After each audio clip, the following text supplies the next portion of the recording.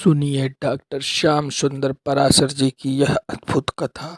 आज की इस कथा में आप लोगों को जड़भरत की कथा बताई जाएगी। एक महान संत श्री जड़भरत जी की कथा आपको आज की इस कथा में बताया जाएगा, तो ध्यान से सुनिए भक्तों। श्री राधे राधे। तद भक्त गुण ही पराजित। ऐसे ध्रुव जी महाराज के वंश में आगे चल के महाराज अंग हो गए। अंग बड़े धर्मात्मा राजा थे, पर मृत्यु पुत्री सुनीता देवी के साथ इनका विवाह हो गया।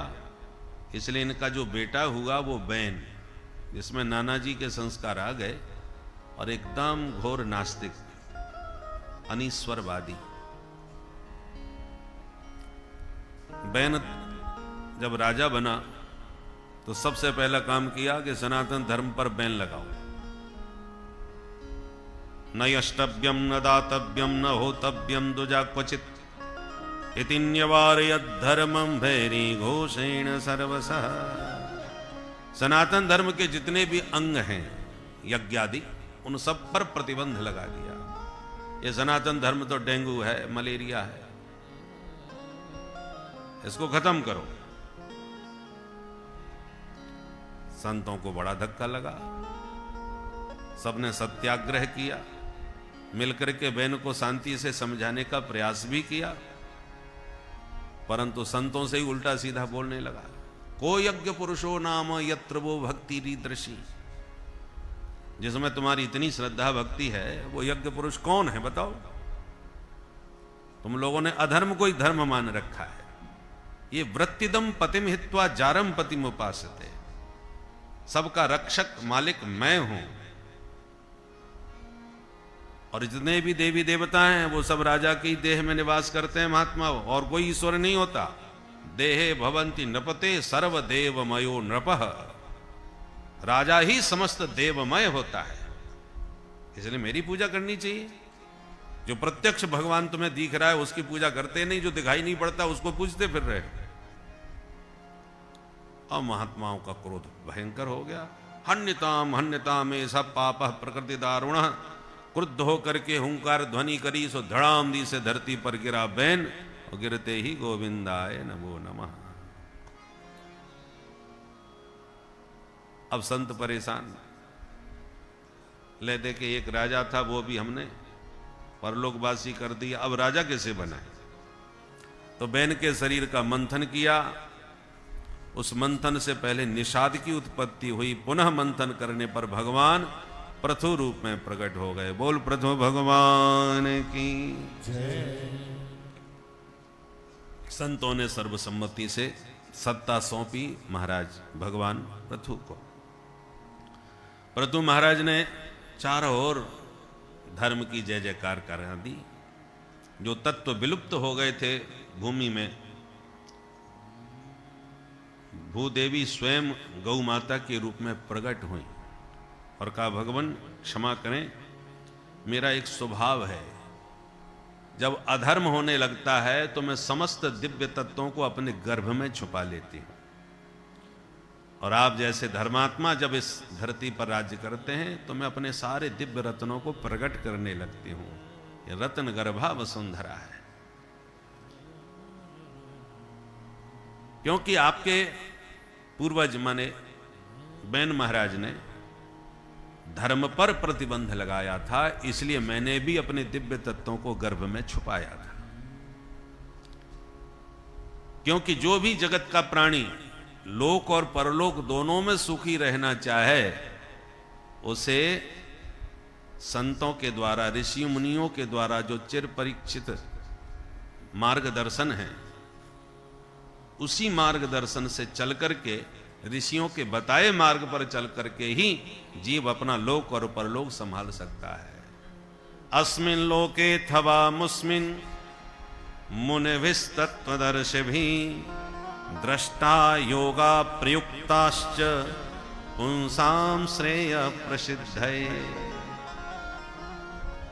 मुनिभिस्तत्वदर्शिभिः, तत्वदर्शी जो मुनि हैं उन्हीं के बताए हुए दिव्य दृष्टा ऋषि होते हैं, उन्होंने जो दिव्य दृष्टि से भूत भविष्य और वर्तमान को देखते हुए जो नियम बतलाए हैं, जो जीवन जीने का ढंग बतलाया है, उसी मार्ग पर चल करके अस्मिन लोके थवा मुस्मिन, इस लोक में अथवा उस लोक में प्राणी सिद्धि को प्राप्त कर सकता। पुंसाम सिद्ध प्रसिद्ध है, पुंसाम श्रेय प्रसिद्ध है। प्राणी मात्र का श्रेय इस लोक में और परलोक में ऋषियों के बताए मार्ग पर चल करके ही प्राप्त हो सकता है। और यों कह के गौ माता के रूप में प्रकट पृथ्वी ने सारे दिव्य तत्वों को प्रकट कर दिया। चारों ओर धर्म की ध्वजा फहराने लगी, बड़े बड़े यज्ञ होने लगे। 100 यज्ञ होने वाले थे तो इंद्र घबराने लगे, शतक्रतु न हो जाए। तो यज्ञ का घोड़ा चुरा के इंद्र ही भाग लिए। परंतु महाराज को बड़ा क्रोध आया। ब्राह्मणों ने कहा आप क्रोध न करें, हमें आदेश दें, ऐसा मंत्र पढ़ेंगे कि इंद्र कोई पकड़ के हवन में स्वाहा। आपको लड़ने झगड़ने की आवश्यकता ही नहीं है। अच्छा तो पढ़ दो मंत्र, क्योंकि सारे देवता मंत्रों के अधीन होते हैं और मंत्र ब्राह्मणों के अधीन होते हैं। दैवाधीनम जगत सर्वम मंत्राधीना च देवता, ते मंत्रा ब्राह्मणाधीना तस्माद ब्राह्मण देवता। ब्राह्मणों के पास यही तो तेज है। शास्त्रों ने यही बल ब्राह्मणों को दिया है। धनबल ब्राह्मणों का बल नहीं है, बाहुबल ब्राह्मणों का बल नहीं है। ब्राह्मणों का सबसे बड़ा विद्या बल है, मंत्र बल है। मंत्र बल के पर, विद्या के बल पर ही ब्राह्मण सम्माननीय, पूजनीय, वंदनीय होते हैं। धन तो बहुतों के पास होता है। एक बिहार में बहुत अच्छे नैयायक हुए हैं, भुवनाथ व्यास, भुवनाथ शर्मा उनका नाम था। परंतु इतने विद्वान, तपस्वी और मांगना कभी किसी से कुछ नहीं, हाथ पसारना सीखा नहीं, इसलिए उनका नाम पड़ गया अयाची मिश्र। अयाची, किसी से याचना नहीं करते थे, इसलिए नाम ही अयाची हो गया। लगभग बुढ़ापा आने को हुआ, संतान कोई नहीं।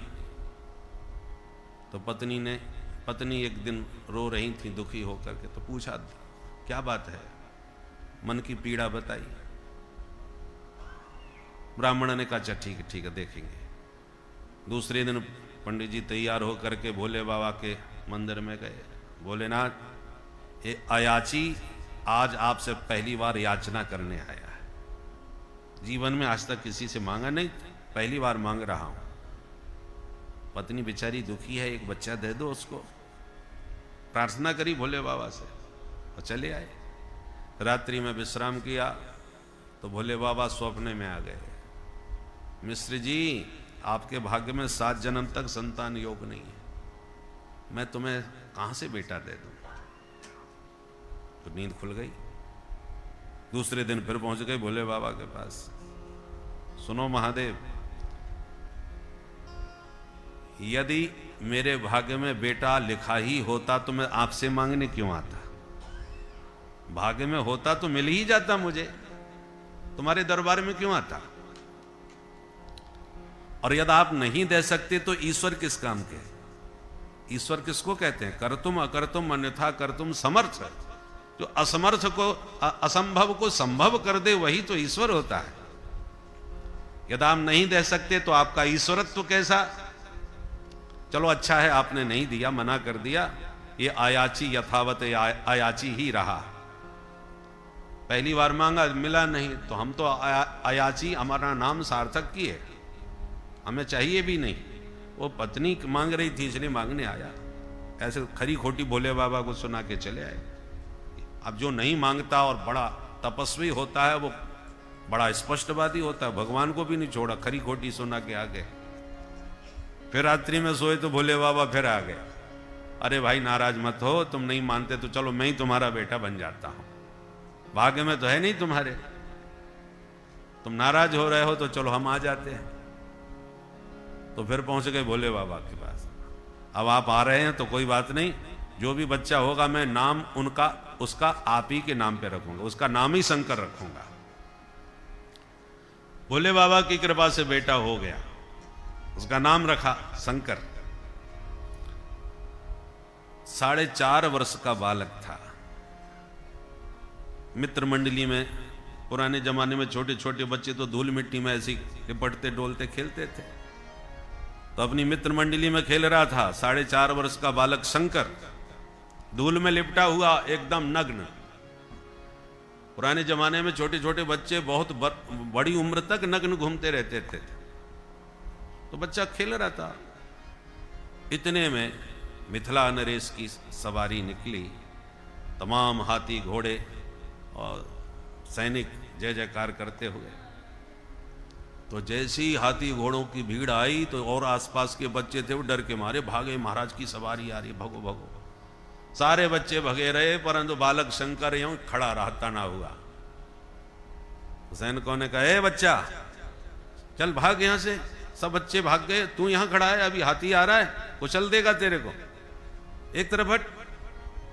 बालक ने कहा, दिखाई नहीं पड़ता है, ब्राह्मण का बेटा खड़ा है, ब्राह्मण किसी को रास्ता नहीं देता।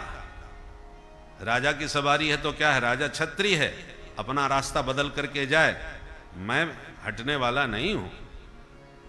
छत्री ब्राह्मण को नमन करके रास्ता बदलता है, ब्राह्मण छत्री के लिए रास्ता नहीं देता। कह दो महाराज से। बड़ा विचित्र बालक है, 4.5 का नन्हा सा बच्चा, देखो कैसी अकड़ के बात कर रहा है। तो महाराज से कह दिया सेवकों ने। तो महाराज हाथी से नीचे उतरे। उस बालक का कुछ भी हो, तेजस्वी बालक तो है भाई, ऐसा नन्हा सा बच्चा जो वैसे ही डर जाते हैं हाथी घोड़ों से, इतने बच्चे छोटे, और ये ललकार रहा है। तो राजा आए और कहा, पंडित जी तुम्हें दिखाई नहीं पड़ता, हाथी घोड़े आ रहे हैं, तुम्हें डर नहीं लगता, बीच में रास्ते में खड़े हो। तो वही बात राजा से भी कह दी। राजा ने दोनों हाथ पकड़ के कहा, अभी तुम छोटे से बच्चे हो, बालक हो, तुम्हें डर नहीं लगता, अभी तुम अनजान हो, राजा के लिए सभी आदर देते हैं। तो बालक एकदम बोला, बालोसी, मैं बालो हम जगतान नाथ। बालक बोला, बालो हम जगताम नाथ, नमे बाला सरस्वती, प्राप्ते तु पंचमे वर्षे वर्णयामी जगत्त्रयम। मैं बालक जरूर हूं, पर मेरी सरस्वती बालक नहीं है, मैं विद्वान हूं। नमे बाला सरस्वती, मैं भले ही बालक हूं, पर मेरी सरस्वती, मेरी योग्यता, मेरी विद्या बालक नहीं है, मैं प्रबुद्ध हूं। अभी तो 4.5 साल का हूं, जिस समय 5 साल का हो जाऊंगा, उपनयन संस्कार मेरा हो जाएगा। ब्राह्मण का बालक वैसे तो 8 वर्ष में उसका जनेऊ होता है, पर विशेष प्रतिभा संपन्न हो तो 5 वर्ष की उम्र में भी उसका उपनयन किया जा सकता है। तो कहता है, प्राप्ते तो पंचमे वर्षे, जब 5 वर्ष का हो जाऊंगा, उपनयन संपन्न हो जाऊंगा, तो वर्णयामी जगत त्रयम, त्रैलोक्य का वर्णन करूंगा अपनी वाणी से। जब इस श्लोक में जवाब दिया तो राजा बड़ा विद्वान थे, मिथिला नरेश गदगद हो गए, भाई बालक तो बड़ा जबरदस्त तेजस्वी है। तुरंत उठा लिया और कहा, बच्चा यह तुम विद्वान है और अपनी सरस्वती पर इतना गर्व है तुम्हें, तो कोई बढ़िया सा श्लोक हमको सुनाओ। पर इतना परीक्षा लेने के लिए कहा, परंतु आधा लौकिक होना चाहिए और आधा वैदिक होना चाहिए। ऐसा श्लोक सुना सकते हो? हाँ बिल्कुल सुना सकते हैं। तो बालक ने राजा की ही प्रशंसा में एक श्लोक तुरंत सुना दिया। बोले, चलितश्चकितश्छन्नः प्रयाणे तब भूपते, सहस्त्र शीर्षा पुरखः सहस्त्राक्ष सहस्त्रपाद। ऐसा बालक ने बनाया। तात्पर्य यह था कि हे महाराज भूपति, आप जब चलते हैं तो जब रथ घोड़े आपके चलते हैं तो भयंकर धूल उड़ती है और 3 लोग प्रभावित होते हैं। चलितस चकितस छन्ना, एक चकित रह जाता है, एक चलायमान हो जाता है और एक आच्छादित होता है। चलितः चकितश्छन्नः, तो एक क्रम से चलितश्चकितश्छन्नः प्रयाणे तब भूपते। कौन कौन? सहस्र शीर्षा पुरखा, सहस्राक्ष, सहस्त्रपाद। चलितः चलायमान कौन होता है? सहस्र शीर्षा कौन? 1000 फन वाले कौन हैं? 1000 सल वाले शेष भगवान। शेषनाग के मस्तिष्क पर पृथ्वी रखी हुई है, तो जब आपकी सवारी चलती है हाथी घोड़ों के साथ, तो चलितः शेषनाग का माथा चलायमान हो जाता है, विचलित हो जाते हैं। और दूसरा चकितः, आश्चर्यचकित हो जाते हैं। कौन? क्रम से देखो, सहस्त्र शीर्षा कौन हो गए? शेषनाग। और सहस्त्राक्ष, 1000 आंख वाला कौन? देवराज इंद्र। इंद्र महाराज देवराज चकित रह जाते हैं, जो देवताओं के राजा हैं, कि इतना ऐश्वर्य तो हमारा भी नहीं जो इस भूपति का है। वो चकित हो जाते हैं। और छन्नह कौन? तीसरे नंबर पर कौन? सहस्त्र शीर्षा पुरखा, सहस्त्राक्ष, सहस्त्रपाद। सहस्त्रपाद भगवान सूर्य नारायण। आप जब चलते हैं तो आपके रथ हाथी घोड़ों से इतनी धूल उड़ती है कि सूर्य भगवान आच्छादित हो जाते हैं, ढक जाते हैं उस धूल से। तो चलितश्चकितश्छन्नः प्रयाणे तब भूपते, सहस्र शीर्षा पुरखा, सहस्त्राक्ष, सहस्त्रपाद। ऐसी अद्भुत लच। अब इसमें आधा लौकिक हो गया, आधा वैदिक हो गया। बालक की इस प्रतिभा से तो इतने गदगद हो गए महाराज भूपति मिथिलेश कि तुरंत उठा करके उसको हृदय से लगा लिया। अरे पंडित जी, आप तो बड़े विद्वान हो। तुरंत हाथी पर उसे बैठाया और उसको नगर में उनका बड़ा शोभा यात्रा निकली कि बालक नन्हा से हमारा इतना प्रतिभाशाली है। और शोभा यात्रा से ले जा करके अपने महलों में जो स्वर्ण की ढेर सारी मुद्राएं खजाने में थी, ले जाके बालक से कहा, जितना चाहो इसमें से ले जाओ। अब बालक छोटा सा था, उसने ऐसे ही हाथ किया कि इतना दे दो। तो जितना उसने लाइन खींच दी, उतना वो स्वर्ण मुद्राएं। बोले ले जाओ। बोले हमारे पास तो कपड़े भी नहीं है, काय में ले जाएं हम। तो राजा ने व्यवस्था कर दी ले जाने की, और बढ़िया पालकी में बैठा करके घर पहुंचाए। किंतु पंडित जी इतने गरीब थे कि उनके पास तो कुछ भी नहीं, खाने के भी लाले थे, मांगते किसी से थे नहीं। विद्वान तो महान, पर घर में कुछ नहीं। परंतु जब बालक का जन्म हुआ था, तो पुराने जमाने में बालक का जन्म होता था तो नाल छेदन करने के लिए कोई आती थी दाई। तो जो दाई आई उसने नालक छेदन किया और बधाई देते हुए पंडित जी से कहा था कि पंडित जी बेटा हुआ है, बहुत बहुत बधाई है, अब कुछ हमें भी पुरस्कार दो। पंडित जी ने कहा देवी जी हमारे पास तो देने लेने के लिए कुछ है नहीं, परंतु हां तुम्हें वचन देता हूं कि मेरा बच्चा जब बड़ा होकर के जो भी कुछ कमाएगा उसकी पहली कमाई पूरी की पूरी तुम्हें दूंगा, ये मैंने वचन दिया। परंतु दाई भी बहुत, देखो उस जमाने का भारतवर्ष कैसा था, पंडित जी के पास कुछ नहीं, पंडित जी वचन के धनी थे। कहा कि जो पहली कमाई होगी वो तुम्हें दूंगा, तो दाई मान भी गई। संतो ठीक है पंडित जी, जब हो तब दे देना।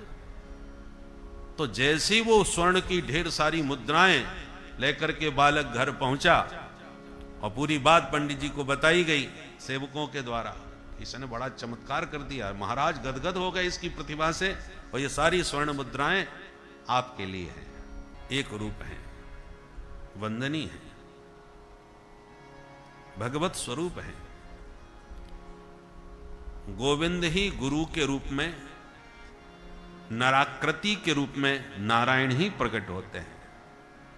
बंदौ गुरुपद कंज, गुरु जी हैं कौन?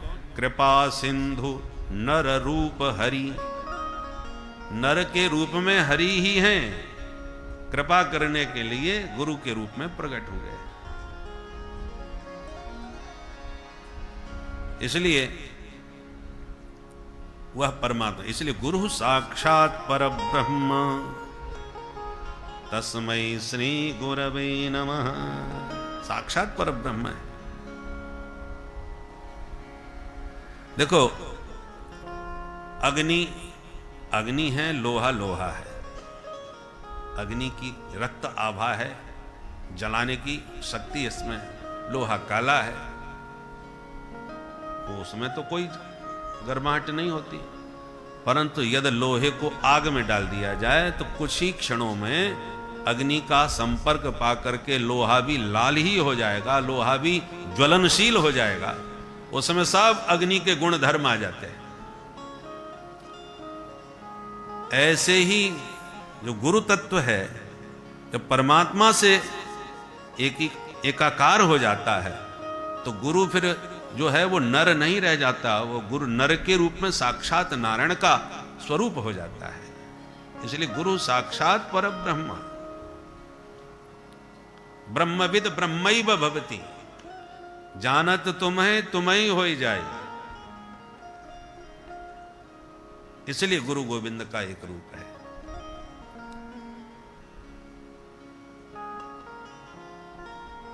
प्रचेतागण हुए प्राचीन बरी के 10 पुत्र, उनको भी नारद जी ने दिव्य उपदेश दिया। 3 बातें बताई, जीवन में उतार लो तो भगवान तुरंत प्रसन्न हो जाएंगे। कौन कौन? दयया सर्वभूतेषु संतुष्ट्या येन केन वा सर्वेन्द्रियोपशान्त्या च तुष्यत्याशु जनार्दन। जीव मात्र के प्रति आपके हृदय में दया का भाव हो। प्रभु ने जितना दिया है, जो भी दिया है, प्राप्त वस्तु को ही पर्याप्त समझ करके प्रसन्न रहो। और इंद्रियों पर अपना संयम रखो। ये 3 बातें जीवन में उतार लो तो जनार्दन आशु तुष्यति, भगवान आप पर शीघ्र प्रसन्न हो जाएंगे। बोल भक्त वत्सल भगवान की जय।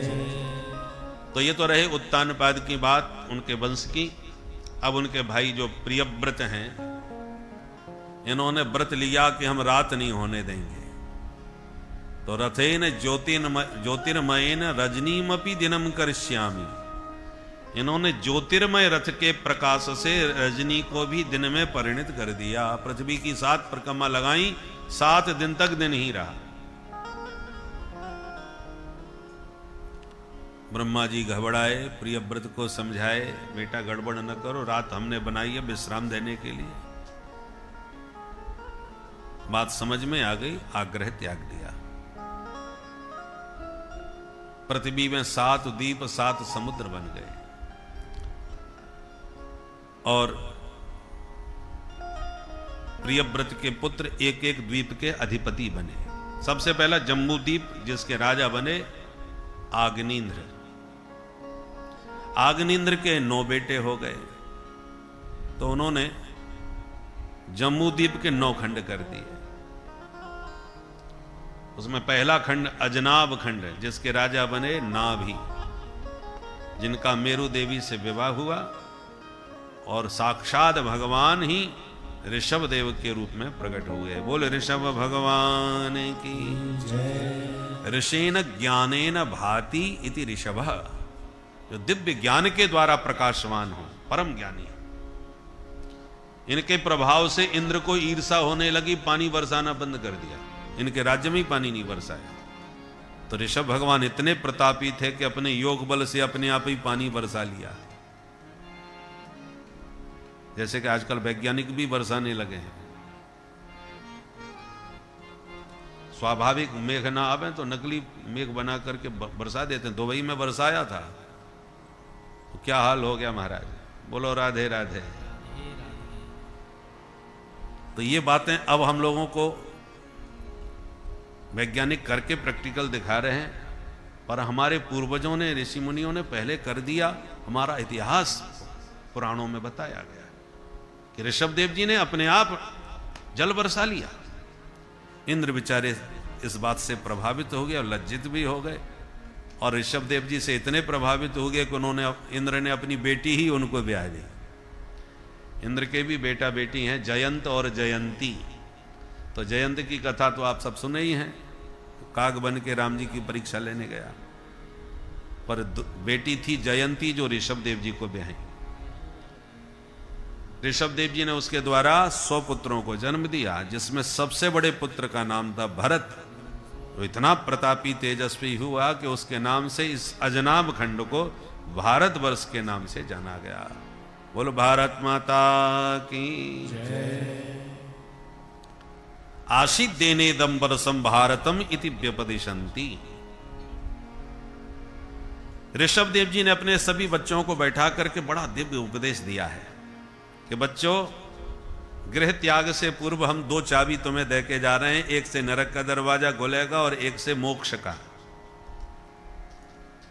महत सेवाम द्वार माहु विमुक्ते तमो द्वारम योषितां संग संगम। मोक्ष का मार्ग प्रशस्त करना हो तो महत सेवाम, महत पुरुष, संत पुरुष, महात्माओं की सेवा करो। जो तत्वज्ञ दिव्य दृष्टा जो ऋषि महर्षि हैं, उनका सानिध्य और सत्संग करोगे तो द्वार माहु विमुक्ते, तुम्हारे मुक्ति का दरवाजा खुल जाएगा। और नरक का दरवाजा योषिताम संग संगम तमो द्वारम। योषित माने स्त्री, स्त्री संग को इतना बुरा नहीं बताया जितना कि स्त्रैण्य संग को, स्त्री लंपट पुरुष जो होते हैं उनका यदि व्यभिचारी का संग किया तो तमो द्वारम, तुम्हें नरक का दरवाजा खुल जाएगा। स्त्रैण्य पुरुष का संग पतन की ओर ले जाता है। बहुत बढ़िया उपदेश देकर के ऋषभ भगवान चले गए परमहंस बन करके, नग्नावस्था में वन में विचरण करने लगे। एक अरहन नाम के राजा ने ऋषभ भगवान को अपना आदर्श माना और उसी के द्वारा जैन मत की स्थापना हो गई। ऋषभ भगवान उनके प्रथम तीर्थंकर माने गए। किंतु ऋषभ नंदन जो भरत हैं, उनके 5 पुत्र हुए, जिनमें सबसे बड़े सुमति, उनको सत्ता सौंप करके ऋषभ देव जी भी चले गए भजन करने कुलहाश्रम में। परंतु एक मृग के बच्चे में उनकी इतनी अधिक आसक्ति हो गई कि जब मृग का बच्चा बड़ा होकर कहीं भाग गया तो उसकी याद में पागल हो गए। उसी को याद करते करते रोते रहे, बिलखते रहे और अंत में उसी की याद में प्राण त्याग दिए। अब जरा सोचिए आसक्ति कितनी खतरनाक होती है। जिन भरत ने अपने 5 पुत्रों का मोह त्याग दिया, सबसे ज्यादा प्यारे बच्चे होते हैं अपने, सबसे ज्यादा आसक्ति पत्नी और पुत्र में होती है।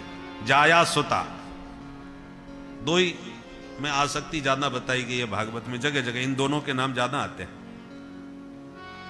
जाया सुता दिशु सदा ममता मिमुंच, इनमें ममता होती है और उस ममता को त्याग चुके हैं भरत। पत्नी पुत्र सबको त्याग करके भजन कर रहे हैं और फंस गए तो कहां, मृग के बच्चे में। जैसे आजकल लोग कुत्तों के बच्चों में ज्यादा फंसे हुए हैं। भाई कुत्तों को टुकड़ा दो, ये तो हमारा शास्त्र भी कहता है कुत्तों को रोटी खिलाना चाहिए। पंचबली जो है हमारे यहां दी जाती है, भोजन जब तैयार हो जाए तो पंचग्रास देना चाहिए। पहली रोटी गाय की, अंतिम रोटी कुत्ते की होती है। तो कुत्ते को रोटी खिलाओ, इसमें तो कोई दोष नहीं है, शास्त्र की आज्ञा है, खिलानी चाहिए। बहुत घर के दोष दूर होते हैं। गौ माता को यदि आप देखो 5 बलि है, 5 बलि का विधान है। गाय को, कुत्ते को, कौए को, चींटियों को और अतिथि को, ये 5 को आप नित्य प्रति कुछ खिलाते हो तो आपके घर के जितने भी अनिष्ट हैं, क्रूर ग्रह हैं, सब दूर हो जाएंगे। कहीं आपको इधर उधर भटकने की जरूरत नहीं है। ये 5 का विधान है शास्त्र सम्मत।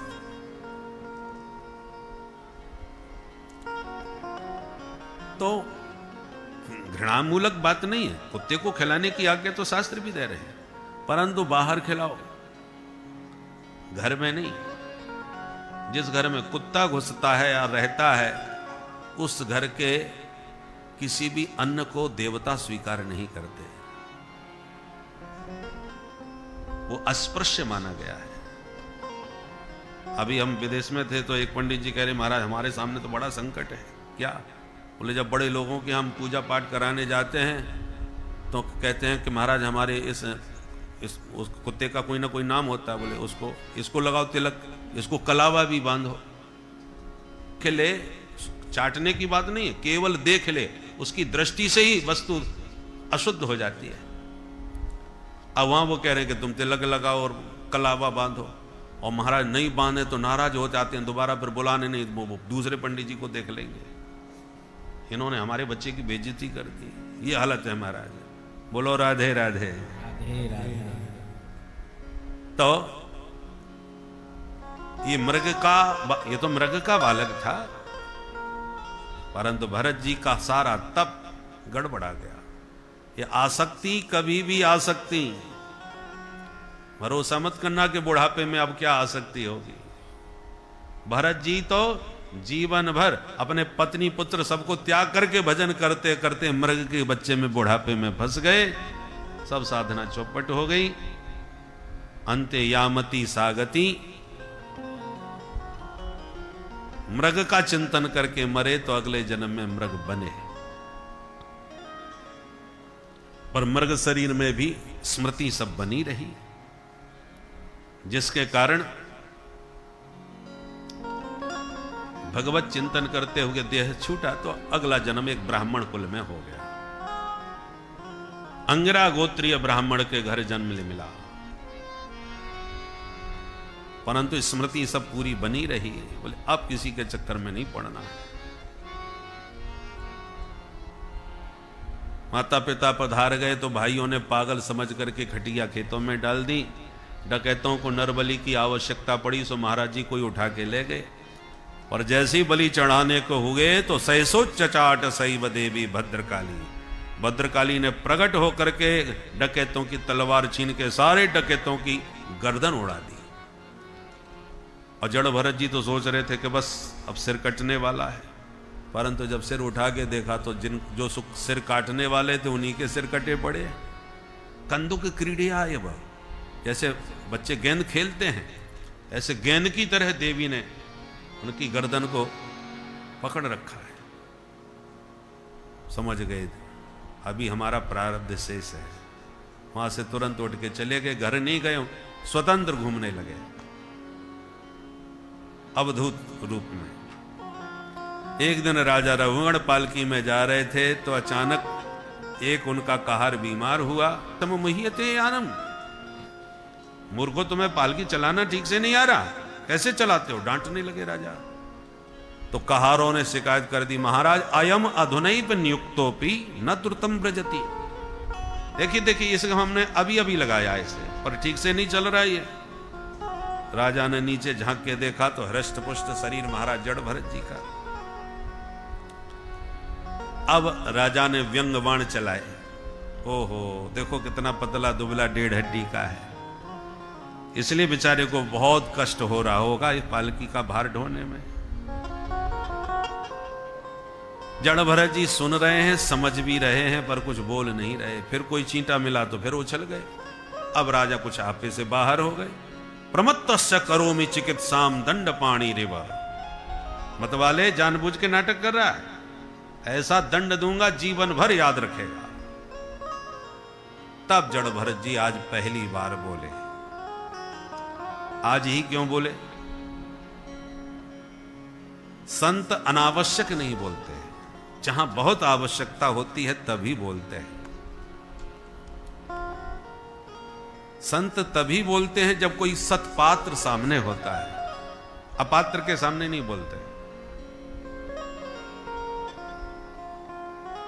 तो जड़ भरत जी को लगा कि राजा सत्संगी है, क्योंकि उस समय वो सत्संग सुनने ही जा रहा था कपिल आश्रम में, पालकी में।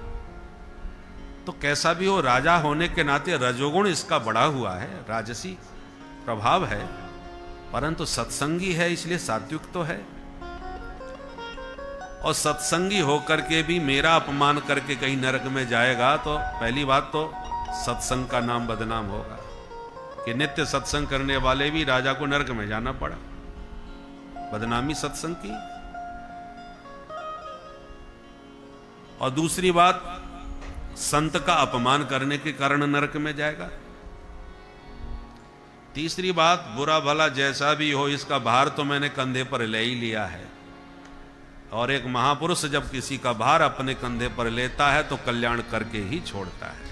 यद वीर भार गंतुर यदि स्यादि गम्य मध्वा पीवे तिरासौ न विदाम प्रवाद।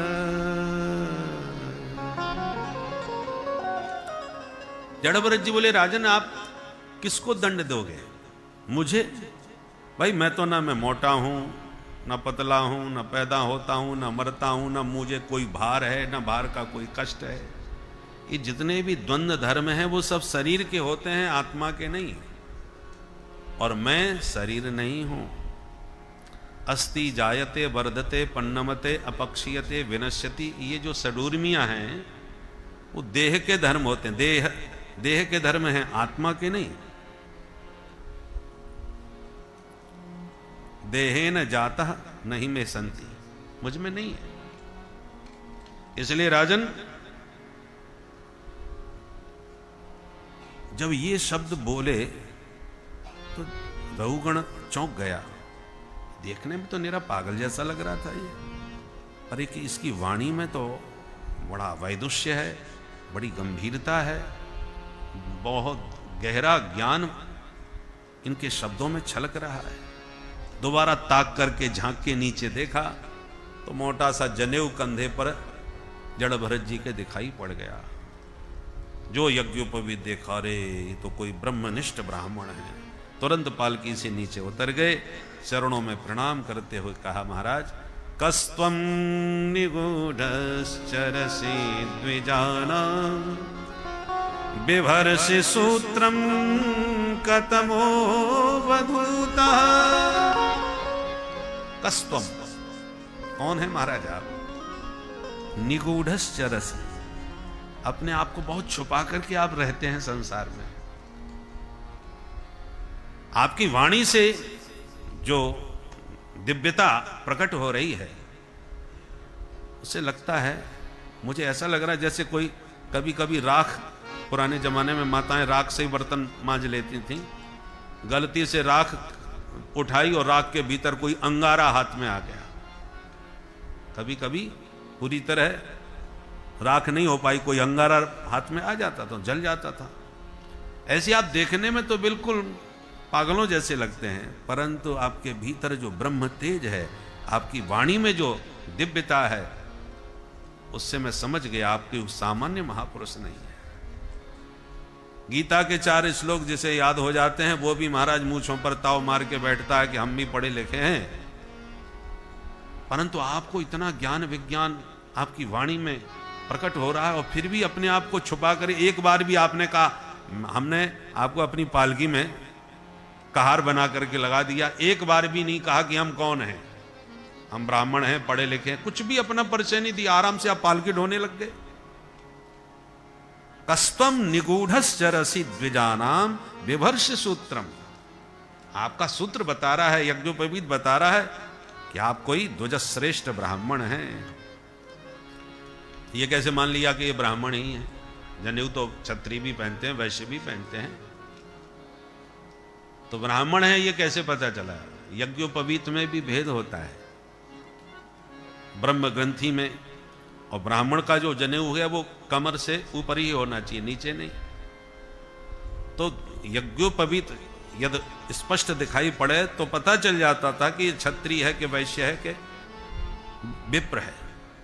यज्ञोपवीत बतला देता था। तो अवधूत थे, केवल जनेऊ दिख रहा था, तो जनेऊ से पहचान गए कि आप कोई ब्राह्मण है।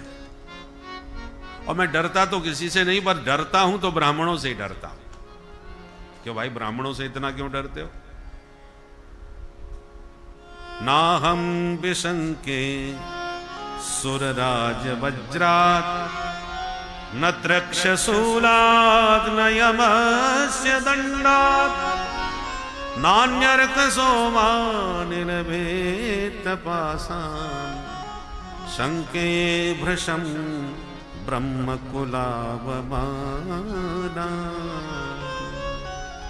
देवराज इंद्र के वज्र से भी मुझे डर नहीं लगता। नाहम विशंके सुरराज वज्रात, केवल इंद्र के वज्र से ही नहीं, न त्रक्षशूलात, 3 आंख वाले भगवान शिव के त्रिशूल से नहीं डरता, न यमस्य दंडात, यमराज के काल दंड से भी नहीं डरता मैं, सोमचंद्र आदि जितने भी, किसी से नहीं डरता। तो डरते किससे हो? ब्रह्म कुलावमानात, ब्रह्म कुल के अपमान से डरता हूं, क्योंकि और कोई क्रुद्ध हो गया तो मुझे मार डालेगा, मरने से तो मैं भी नहीं डरता। और ब्राह्मण क्या करेगा? बोले सिर्फ मारता ही नहीं है, वो सारे वंश का सर्वनाश कर देता है। ब्राह्मण का क्रोध बहुत खतरनाक होता है महाराज। एक दंडक नाम के सूर्य वंश के राजा हुए हैं, शिकार खेलने निकले थे जंगल में, भृगु मुनि का आश्रम दिखाई पड़ गया तो चले गए पानी पीने के लिए। वहां भृगु जी की कन्या क्रीड़ा कर रही थी, खेल रही थी आश्रम में। उसको देख करके राजा का चित्त दूषित हो गया। कन्या के साथ उसने अभद्र व्यवहार किया, दुराचार किया और चला गया। भृगु जी जब आए तो कन्या ने रो रो के सारी बात बताई। भृगु ऋषि इतने क्रोधित हो गए कि राजा को मृत्यु दंड नहीं दिया, कमंडलू में जल लिया और जहां तक राजा का राज्य था वो संपूर्ण राज्य भस्म हो जाए, समाप्त हो जाए, जंगल बन जाए, ऐसा महाशाप दिया। वही दंडक का राज दंडकारण्य के नाम से जाना गया। पूरा जंगल हो गया, जीव जंतु सब, प्राणी मात्र उसकी, मान राजा को दंड नहीं ला, बल्कि राजा की प्रजा को भी, संपूर्ण राज्य को नष्ट कर दिया। इसलिए ऋषि मुनियों ने कहा महाराज आप अपने चरण कमलों से इस शापित भूमि को पवित्र कर दीजिए दंडकारण्य में जाकर के। तब राम जी वहां गए, तब भूमि पवित्र हुई। तात्पर्य यह है कि कोई दंड देगा तो मृत्यु दंड से बड़ा दंड कोई नहीं हो सकता, परंतु ब्राह्मण केवल मृत्यु दंड ही नहीं देता अपितु सारे वंश को ही समाप्त कर देता है। इसलिए संके भृशम ब्रह्मकुलावमाना, मुझे ब्राह्मणों से बहुत डर लगता है। तब मुस्कुराते हुए जड़ भरत जी बोले हैं तो ब्राह्मण ही, पर बहुत खतरनाक नहीं है, डरो मत, जो कहना है खुल के कहो। राजा इसलिए डर रहे हैं कि तेजस्वी विद्वान ब्राह्मण हैं और मैंने इनको कहार बना रखा था तो कहीं मूड खराब ना हो जाए। परंतु जब आश्वासन दिया तो जड़ भरत तब कहा कि महाराज आप नाराज ना हो तो एक प्रश्न पूछ सकता हूं? बोले पूछो। कि आपने कहा कि मैं शरीर नहीं, इसलिए आपकी पालकी का बोझा मेरे ऊपर नहीं, मुझे उसका कोई कष्ट भी नहीं। ये बात को समझ में नहीं आई। माना कि आप शरीर नहीं हैं, पर आत्मा तो शरीर में ही है, तो शरीर में जब कष्ट होगा तो क्या आत्मा को कष्ट नहीं पहुंचेगा? आपको कोई भी सुई चुभे, कोई थप्पड़ मारे, तो जो शरीर में आत्मा है पीड़ा तो उसी को होती है ना। दृष्टांत दिया, स्थाल्यग्नितापात पयसो भिताप तत्ताप तस्तंडुल गर्भरंधी। चूल्हा जलाया, उस पर बटलो ही रखी, उसमें पानी भरा, उसमें चावल डाल दिए, तो अग्नि की उष्णता पहले पात्र को गर्म करती है। पात्र जब गर्म होता है तो पानी भी गर्म हो जाता है, पानी गर्म होता है तो पानी में पड़ा चावल भी खदकता हुआ तंदुल गर्भरंधी, चावल भीतर तक सिद्ध हो जाता है और कोमल भात बन जाता है।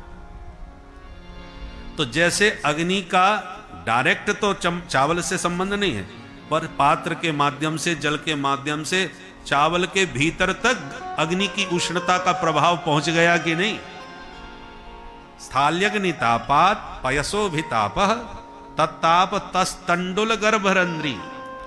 तो जैसे अग्नि की उष्णता का प्रभाव चावल के भीतर तक पहुंच गया, ठीक इसी प्रकार देहेन्द्रिय स्वासय सन्निकर्षात् तत्संसृति पुरुषस्यानुरोधात्, जब शरीर में कष्ट होगा तो इंद्रियों को कष्ट होगा, इंद्रियों को कष्ट होगा तो इंद्रियों का स्वामी जो मन है उस मन में पीड़ा होगी।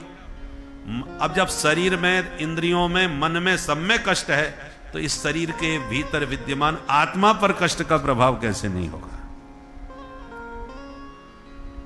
पढ़ा लिखा था रघुगण भी, दृष्टांत के साथ अपना तर्क रखा तो जड़ भरत जी सुन के हंसने लगे और बोले राजन हो तो तुम महामूर्ख, पर विद्वानों का संग पाकर के सत्संग सुनते सुनते आत्म तत्व की बातें करना खूब सीख लिया, बाकी जानते कुछ नहीं कि रात्रि अंधकार नहीं जा सकता, कितने भी उपाय करो। उसी प्रकार साधन तो अनेक हैं, कच्छायण व्रत करो, चांद्रायण व्रत करो, उससे भी, व्रत उपवास से भी पाप नष्ट होते हैं। पर सबसे बड़ा प्रायश्चित है भगवन नाम संकीर्तन। नाम संकीर्तन का जब सूर्योदय होता है तो समस्त पाप ताप ध्वस्त हो जाते हैं। किसी के हुए आज तक? बोले बिल्कुल हुए। बताओ किसके हुए? तब सुखदेव जी ने एक इतिहास सुनाया। कान कुब्जे द्वज कश्चित दासी पति रजा मिल, नामना नष्ट सदाचारो दास्या संसर्ग दूषित। एक ब्राह्मण देवता थे, अजामिल नाम था। एक बार समिधा लेने जंगल में गए और एक गणिका का दर्शन करके उस पर ऐसे मुग्ध हो गए कि घर परिवार पत्नी पुत्र सबका परित्याग करके उसी के साथ रहने लगे। कई संतान पैदा अजामिल के द्वारा हुए। सबसे छोटे बच्चे का नाम अजामिल ने रखा नारायण, एक संत के कहने से रख दिया। पर जब मृत्यु काल उपस्थित हुआ अजामिल के सामने तो यमदूतों को देख के घबरा गया। बेटे को आवाज लगाई, बेटा नारायण बचाओ। भगवान के पार्षदों के कान में आवाज गई तो भाग करके आए, मार धक्का यमदूतों को फेंक दिया। यम के दूत उठ के खड़े होकर के बोले, भाई तुम चार चार चमकीले चमकीले कहां से चले आए, धक्का क्यों मारा? बोले तुम बताओ तुम लोग कौन हो? बोले हम यमराज के दूत हैं, पापियों को पकड़ने का काम करते हैं। महापापी है इसलिए पूरा इसको पकड़ने के लिए वारंट लेके आए हैं, छोड़ेंगे नहीं, लेके ही जाएंगे। विष्णु दूतों ने कहा अभी तुम हमारे प्रभु के नाम की महिमा से अपरिचित हो, हमारे प्रभु के नाम का चमत्कार तुम्हें पता नहीं। सांकेत्यम पारिहास्यम वा स्तोभमहेलन में बाबा वैकुंठ नाम ग्रहणम अशेषागहरम विदु। संकेत में भी प्रभु का कोई नाम ले, हास्य परिहास में प्रभु का नाम ले, अवहेलना पूर्वक, प्रमाद से, आलस्य से, कैसे भी प्रभु का नाम लो, समस्त जीवन के अघों को ध्वस्त कर देता है वह नाम। क्योंकि वस्तु शक्ति ज्ञान की अपेक्षा नहीं रखती। बिजली के तार में करंट है, तुम्हें ज्ञान हो या न हो, पर तनिक भी छू दिया तो झटका तो लगेगा। भले ही गलती से आपका हाथ पड़ गया हो तार पर, या आपने जानबूझ के पकड़ा हो, आलस्य में पकड़ लिया हो, प्रेम से पकड़ लिया हो, करंट को इससे कोई मतलब नहीं। तुमने प्यार से पकड़ा कि क्रोध में आके पकड़ा कि गलती से हाथ लगा, उसका काम जो है वो करेगा। तो जैसे धोखे से तार पकड़ने पर करंट लगता है, धोखे से आग पकड़ने पर जलना पड़ता है, धोखे से विष पान करने पर मरना ही पड़ता है, ऐसे धोखे से भी हरि का नाम मरते समय मुंह से निकल जाए तो जीव का कल्याण होके ही रहता है। वो दोनों ने छोड़ दिया। अब अजामिल उठ के बैठ गया, मन में सोचने लगा भाई दोनों में झगड़ा मुझे लेकर के हुआ था। अब दोनों की बातें अजामिल ही सुन रहा था, क्योंकि जो दूत लेने आते हैं वो मरने वाले को ही दिखते हैं, दूसरे को नजर नहीं आते। अब उनकी बातों पर विचार अजामिल ने किया, भाई बात तो दोनों सही कह रहे थे, मैं तो सचमुच महापापी हूं, ब्राह्मण कुल में पैदा होकर के मैंने अपने माता पिता सबको छोड़ दिया। वृद्धौ अनाथौ पितरौ नान्य बंधु तपस्विनौ, मेरे माता पिता कितने तपस्वी थे और बुढ़ापे में उनको मेरी सेवा की आवश्यकता थी। मैं इसके चक्कर में पड़ के अपने बुढ़े माँ बाप की सेवा नहीं किया, उनको छोड़ के चला आया। मेरी पतिव्रता पत्नी बच्चों को कैसे पाल रही होगी। पर कुछ भी हो, परमात्मा ने एक मौका मुझे दिया है संभलने का, कितना भी गया गुजरा सही।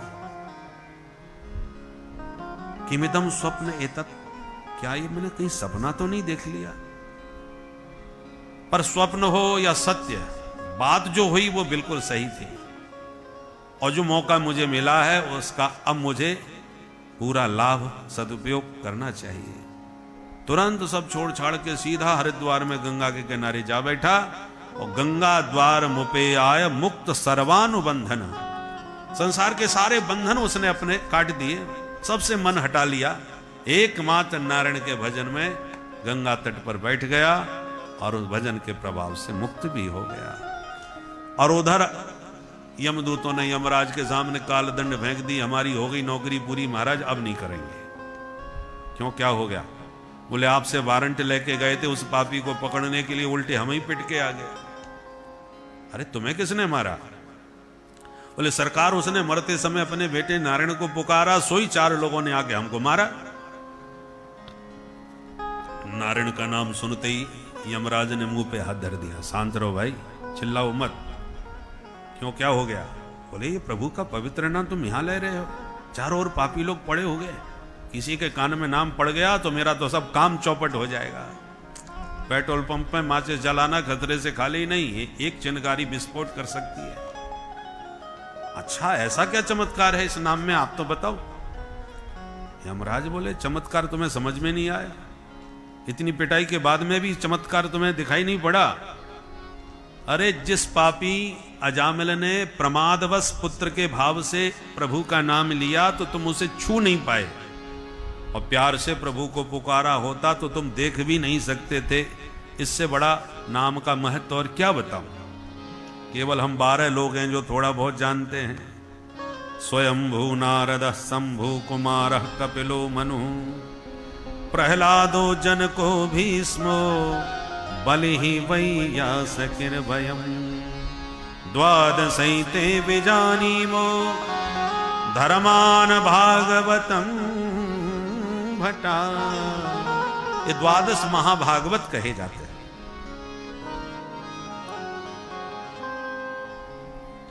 उनमें यमराज कहते हैं 12वां नंबर मेरा भी है, वयम, हम भी हैं। यमदूतों ने कहा हमें झगड़े में मत डालो महाराज, एक बात सीधी सीधी बता दो आज कि हम किसको लेने जाया करें। यमराज बोले नोट कर लो, जिह्वा न भक्ति भगवत गुण नाम धेयम चेतश्च न स्मरति तच्चरणारविंदम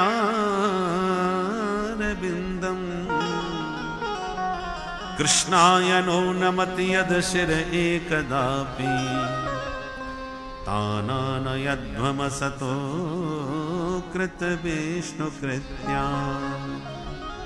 जिनकी जिह्वा से हरि का नाम ना निकले उन्हें पकड़ के लाओ मेरे पास। जिनका चित्त हरि के चरण कमलों का चिंतन न करे उन्हें पकड़ के लाओ। जिनका माथा माधव मुरलीधर के चरणों में न झुके तान आनयध्व, बस ऐसे ऐसे कृतघ्न पापियों को मेरे पास लाया करो।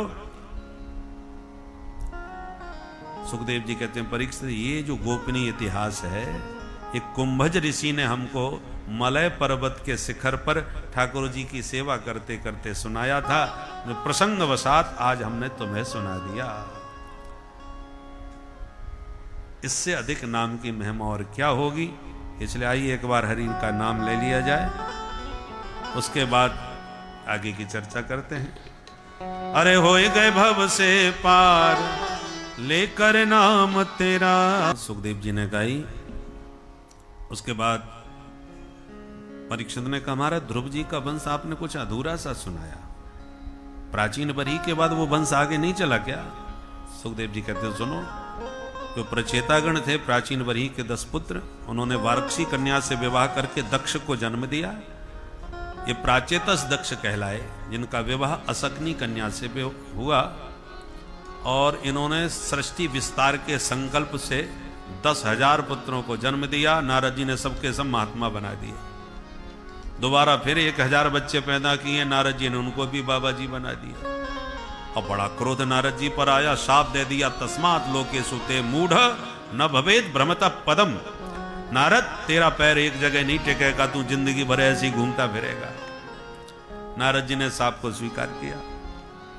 अब की बार 60 बेटियों को जन्म दिया दक्ष ने। उनमें से 27 चंद्रमा को ब्याह दी, अश्विनी भरणी कृतिका दी। 13 कश्यप जी को ब्याही, दिति, अदिति, धनु, काष्ठा, सुरसा आदि। उनमें दिति के पुत्र दैत्य हुए, अदिति के आदित्य। किंतु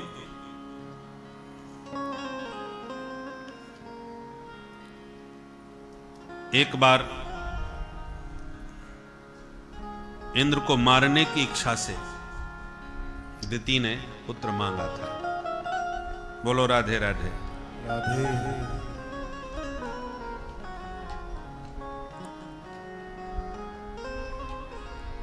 इधर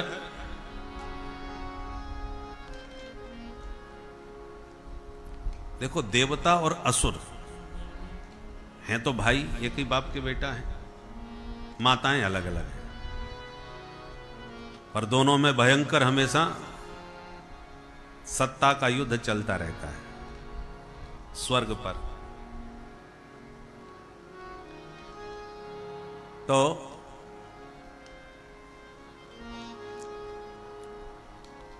इसमें वृत्तासुर की कथा है कि ये जो वृत्तासुर था अग्निकुंड से प्रकट हुआ था। मंत्र की त्रुटि हो गई थी थोड़ी त्वष्टा मुनि के द्वारा, तो मंत्र की त्रुटि से ये वृत्तासुर पैदा हुआ। कहा कि जाओ इंद्र को खा जाओ। तो जब ये चला तो देवताओं में हाहाकार मच गया, इतना विशाल इसका शरीर था। भागे सब देवता, भगवान की शरण में, प्रभु बचाओ इससे। भगवान बोले ये ऐसे नहीं मरेगा। दधीच मुनि की हड्डियों का वज्र बने तभी ये मर सकता है, तो और किसी महात्मा की हड्डियों से काम नहीं चलेगा ना। दधीच मुनि की हड्डियों में ऐसी क्या विशेषता है भाई? भगवान परशुराम जी ने जब आतताई क्षत्रियों का अंत किया तो उनके जो दिव्यास्त्र थे वो सब ला करके रख दिए दधीच मावा के आश्रम में। बोले इनकी रक्षा करना, मैं जरा तीर्थाटन करके आता हूं, इनका दुरुपयोग ना हो, कोई ले ना जाए। धरोहर के रूप में धर के चले गए परशुराम जी। अब दधीच बाबा को बड़ी टेंशन हो गई, इतने दिव्यास्त्र कुटिया में धरे हैं आश्रम में, अभी तक निश्चिंत से भजन करते थे, अब इनका ध्यान रखना पड़ता है, कोई ले ना जाए भाई। और आतताई लोग चक्कर काटने लगे कि मौका मिले कि हम ले जाएं। तो दधीच बाबा को बड़ा झंझट लगा। उन्होंने क्या किया, चंदन की तरह घिस घिस के सबको पी गए, सबको पेट में धर लिया। तो उन दिव्यास्त्रों को जो घिस घिस के पी गए तो इनकी हड्डियों में बड़ी अद्भुत शक्ति आ गई। इसलिए प्रभु ने कहा उन्हीं की हड्डियों के वज्र से ये मरेगा और किसी से काम नहीं चलेगा। तब सबने दधीच बाबा से प्रार्थना करी, महात्मा खुश हो गए। क्रमबिट भस्म, शरीर की 3 गति है, तो ये मरने के बाद शरीर मनुष्य का तो किसी काम का नहीं रहेगा। और पशु पक्षियों के शरीर तो मरने के बाद भी काम आ जाते हैं। मरा हाथी तो जिंदे से ज्यादा कीमती हो जाता है, उसकी खाल है, दांत है, सब काम आते हैं। और भी पशु पक्षी इतने हैं, पर मनुष्य का शरीर किसी काम का नहीं रहता। अब मेरा शरीर मरने के बाद तुम्हारे काम आवे तो बड़ी अच्छी बात है। बाबा ने शरीर दान कर दिया। अब उनकी वज्र बना उनकी हड्डियों से, उसको लेकर के वृत्तासुर के सामने जब इंद्र आए तो वृत्तासुर समझ गया, क्योंकि वज्र में संत और भगवंत दोनों की शक्ति सन्निहित है। उसे तो बिहारी जी के दर्शन होने लगे वज्र में। 4 श्लोकों में बहुत प्यारी स्तुति गाई है। अहम हरे तब पादैक मूल। इन 4 श्लोकों में धर्म, अर्थ, काम, मोक्ष का वर्णन वृत्तासुर ने किया है।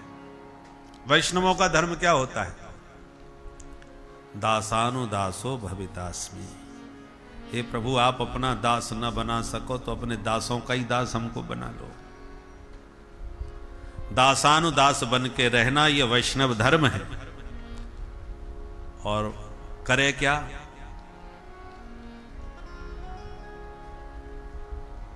मनस्मरेत, मन सदा हरि का स्मरण करे। वाग्गृणीत, वाणी से गोविंद के गुण गाता रहे। कर्म करोतु काया, काया से भगवान की सेवा का कर्म करता रहे।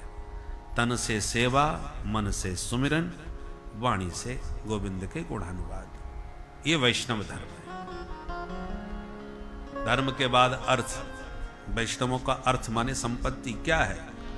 उन्हें न स्वर्ग चाहिए, न उन्हें ब्रह्मलोक चाहिए। परमेष्ठी माने ब्रह्मलोक, नाक प्रश्न माने स्वर्ग। न उन्हें सार्वभौम पद चाहिए, योग सिद्धि कुछ नहीं चाहिए, मोक्ष की भी अभिलाषा नहीं। तो फिर चाहते क्या है? त्वाम बिरहय्य कांक्षे। हे प्यारे, आपके विरह में, आपके चिंतन में, आपकी स्मृति में सदा खोए रहे, डूबे रहे। भक्तों की संपत्ति रुपया पैसा नहीं, भक्तों की विपत्ति शारीरिक कष्ट नहीं। विपत विस्मरणम विष्णो संपन्न नारायण स्मृति। भगवान का विस्मरण ही विपत्ति है और प्रभु का स्मरण ही भक्तों की संपत्ति है। कामना, धर्म अर्थ के बाद काम। बोले एक ही कामना है कि अहरनिश आपकी याद में डूबे रहे, आपके देखने को मिलने को छटपटाते रहे। कैसे? तो 3 दृष्टांतों से समझा।